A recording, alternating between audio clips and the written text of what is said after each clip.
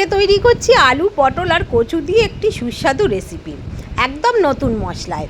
প্রথমে পটলটা সর্ষের তেলে খুব ভালো করে ভেজে নিতে হবে। এখানে সর্ষের তেলের বদলে সাদা তেলও ব্যবহার করতে পারবেন। পটল তুলে নিয়ে আলু আর কচুটা ভালো করে ভেজে নিয়ে এবারে একটু নেবো বাদাম আর কাঁচা লঙ্কা, এটা ভালো করে বেটে নিয়েছি। তো এখন তেলের মধ্যে দিয়েছি গোটা জিরে ফোড়ন, দিয়ে বাদাম বাটাটা দিয়ে দিলাম। এখানে আমি 4-5টা কাঁচা লঙ্কা দিয়েছি, আপনারা ঝাল খেলে আরেকটু দিতে পারবেন। এখন আমি মশলার মধ্যে দিয়ে দিলাম সেই ভাজা সবজিটা আর পরিমাণ মতো নুন। এখানে বাদামটা আমি ভাজিনি, আপনারা গরম তাওয়ায় সেকেও দিতে পারবেন। এবারে একটু ভালো করে কষিয়ে নিতে হবে, তারপরে একটু জল দেবো যাতে পুড়ে না যায়। এখন এবার দিলাম একটু হলুদের গুঁড়ো, দিয়ে ভালো করে কষিয়ে জল দেবো এটা সিদ্ধ হবার জন্য। এটা সিদ্ধ হতে হতে আর একটা মশলা তৈরি করব, জিরেটা গরম তাওয়ায় সেঁকে নিয়ে গুঁড়িয়ে নেব।